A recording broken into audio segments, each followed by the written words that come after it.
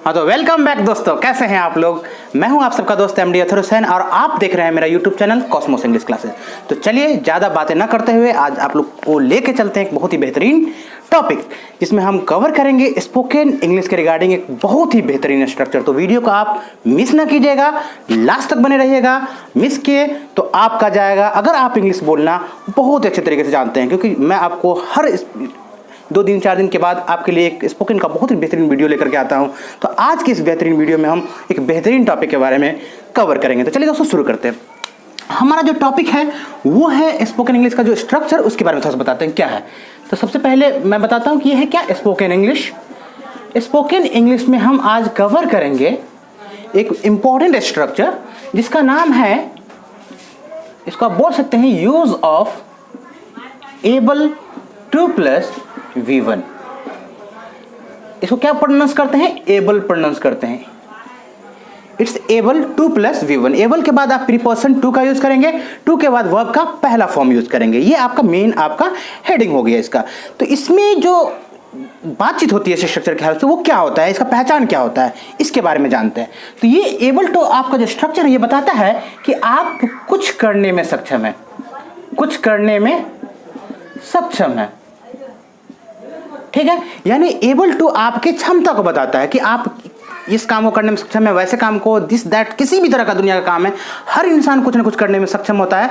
तो किसी भी पर्सन के क्षमता को बताने के लिए हम एबल टू का यूज करते हैं। तो ये आप इसका पहचान भी समझ गए। अब इसके पॉजिटिव स्ट्रक्चर को कवर करते हैं कि पॉजिटिव अगर आपको बोलना हो तो आप कैसे बोलेंगे। तो स्ट्रक्चर होगा सबसे पहले सब्जेक्ट, बहुत ही कॉमन है। एक्टिव में जब भी हम बात करते हैं तो सबसे पहले क्या आता है? सब्जेक्ट ही आता है। तो सबसे पहले आपका सब्जेक्ट आया। सब्जेक्ट के बाद हम helping verb is, am, are का यूज करेंगे अगर प्रेजेंट में बोलना हो। अगर पास्ट में बोलना हो तो इज एम आर का पास्ट वाज वर होता है, तो हम वाज वर बोलेंगे, है ना। तो इज एम आर आ गया आपका। इज एम आर के बाद आप मेन जो आपका हेडिंग है एबल टू, उसके बारे में चर्चा करेंगे, यानी एबल टू आएगा, फिर वर्ब का पहला फॉर्म आएगा और लास्ट में क्या आएगा? आपका ऑब्जेक्ट आएगा। तो स्ट्रक्चर को एक बार अच्छे से देख लें। क्या कहता है structure? Subject plus is am are plus able to plus V1 plus object. अब एक एग्जाम्पल को लेते हैं। जैसे मैंने आपके लिए एग्जाम्पल लिखा, मैं क्रिकेट खेलने में सक्षम हूं। मीन्स क्या? आप क्या कहना चाहते हैं सामने वाले को कि मैं क्रिकेट खेल सकता हूं, मेरी एबिलिटी है, मेरी क्षमता है क्रिकेट खेलने की। आप क्रिकेट खेल सकते हो, या आप अपनी क्षमता को बता रहे हो। तो आप इसको कैसे बोलोगे इंग्लिश में? तो स्ट्रक्चर आपका क्या कहता है? सबसे पहले आएगा सब्जेक्ट, तो आप सबसे पहले सब्जेक्ट दे दिया, क्या है आपका? मैं, मीन्स आई। आई के बाद हेल्पिंग वर्ब आएगा। तो हेल्पिंग वर्ब आई के साथ क्या यूज होता है? कॉमनली या फिक्स है कि एम का यूज करते हैं, तो आपने आई एम दे दिया। उसके बाद जो हमारा हेडिंग है मेन टॉपिक एबल टू, हम इसका यूज करेंगे, तो आपका आ गया एबल टू। तो क्या बना? आई एम एबल टू, क्या करने में सक्षम है? खेलने में। तो वर्ब क्या है? प्ले। ऑब्जेक्ट क्या है? तो क्रिकेट है। तो आप यहां पर लास्ट में किसका यूज करेंगे?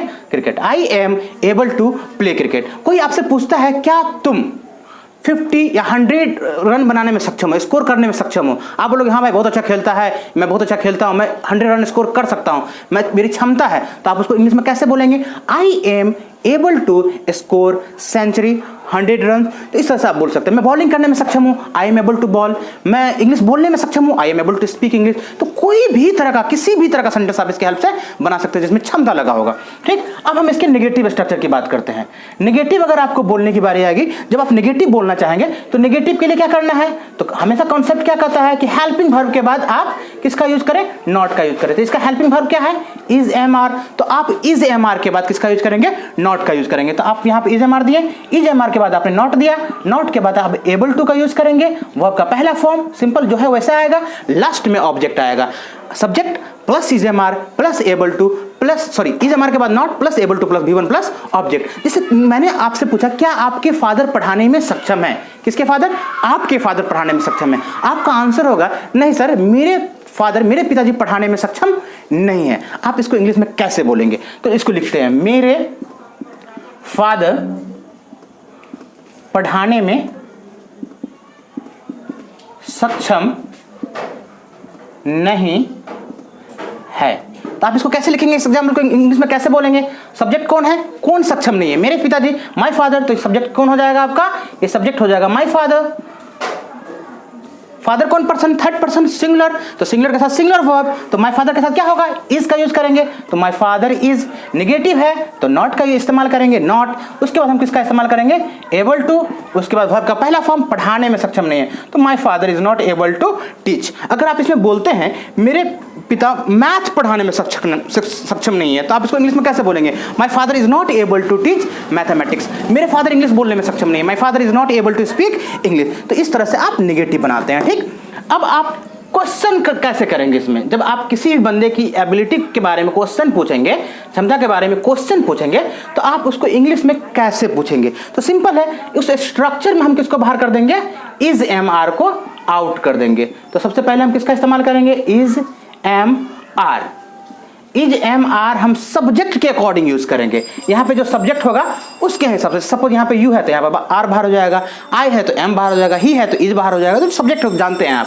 तो is am are plus subject plus able to plus V1 plus object. Is am are को बाहर किया, फिर सब्जेक्ट मैंने दिया, फिर एबल टू दिया, फिर V1, फिर लास्ट में क्या दिया, ऑब्जेक्ट दिया। अब जैसे आपको पूछना है सर क्या वह, किसी तीसरे आदमी के बारे में पूछते हैं, क्या वह मैथ पढ़ाने में सक्षम है, क्या वह मैथ पढ़ाने में सक्षम है। तो कैसे बोलेंगे, क्या वह, सब्जेक्ट कौन है इसका, ही है ना, तो ही के साथ किसको बाहर करते हैं, ही के साथ किसका यूज होता है, इज का, एम का, आर का, तो इसलिए आप जानते हैं बहुत कॉमन है, तो इसके साथ हम इज का यूज करते हैं। तो किसको बाहर कर दिया मैंने, इज को बाहर कर दिया, इज ही। उसके बाद क्या आएगा, एबल टू, तो हमने यहाँ पे पुट कर दिया एबल टू प्लस V1, तो वर्ब क्या है, पढ़ाने में, तो वर्ब क्या हो जाएगा, टीच, इंग्लिश में इसको बोलते हैं। तो is he able to teach क्या चीज, मैथ, तो यहाँ पे लास्ट में मैथ आ गया, is he able to teach math, क्या वह मैथ पढ़ाने में सक्षम है।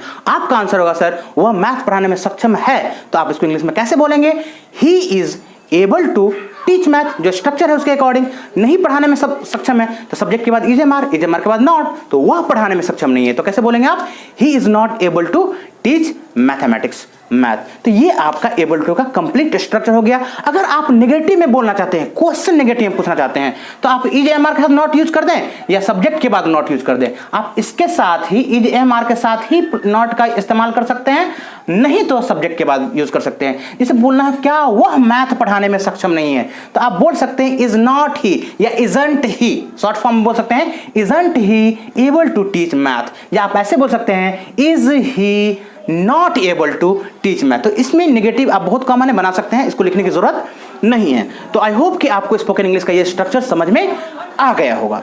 तो चलिए दोस्तों, आपको ज़्यादा से ज़्यादा आपको बता दें कि अगर आप चैनल पर नए हैं तो चैनल को जरूर सब्सक्राइब करें, बेल आइकन को जरूर दबा दें, और जहां तक हो सके वीडियो को शेयर जरूर करें। तो चलिए दोस्तों, फिर आपसे नेक्स्ट वीडियो मुलाकात होगी, तब तक के लिए नमस्कार, आदाब, सलाम, थैंक यू सो मच।